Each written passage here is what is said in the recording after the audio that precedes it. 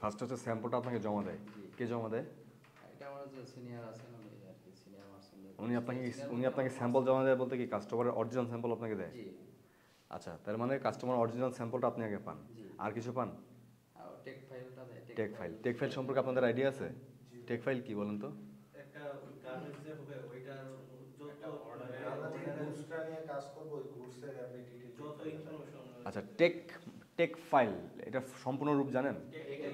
Technical file.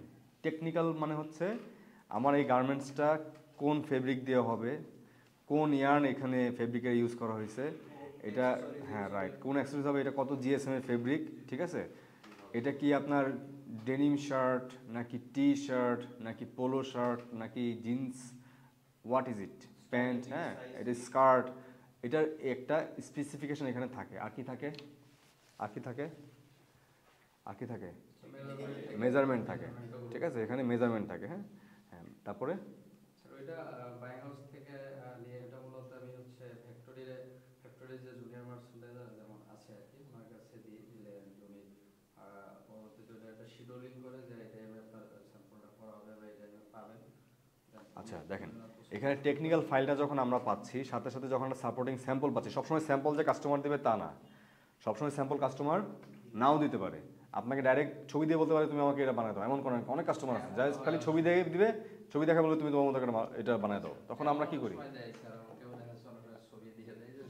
Right, তখন আমরা যেটা করি, যারা টেকনিক্যালি এক্সপার্ট পারসন যারা আছে, কোয়ালিটি হেড যারা আছে বা স্যাম্পল রুমের যে হেড আছে, তাকে আমরা ছবিটা দেখাই, বলি যে এটা হচ্ছে আমার কাস্টমারের রিকোয়ারমেন্ট, তুমি এটার মতো করে তোমার একটা প্রপোজাল দাও।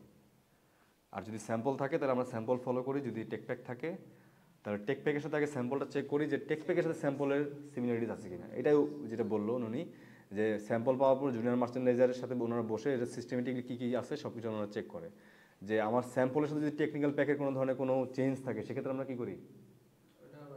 হ্যাঁ ধরেন আপনার এখানে দেখা যাচ্ছে এটা টি শার্টটা হচ্ছে কি রেগুলার শোল্ডার, হ্যাঁ, কিন্তু আমার মেজারমেন্ট দেওয়া সেটা ড্রপ শোল্ডার, তাহলে এটা কনফিউশন না? তখন সেক্ষেত্রে আমরা কী করি? কাস্টমারকে জানাই দিই।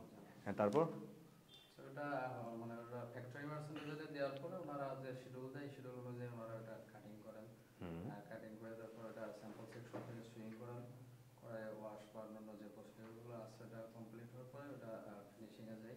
ফিনিশিং হওয়ার পরে আর কি যে ডেটটা দেয়, ওই ডেটে আর কি স্যাম্পলটা আবার ওনারা সাবমিট করেন, আমি এটা কালেক্ট করে আবার জমা দিই। Thank you so much. বসেন, থ্যাংক ইউ।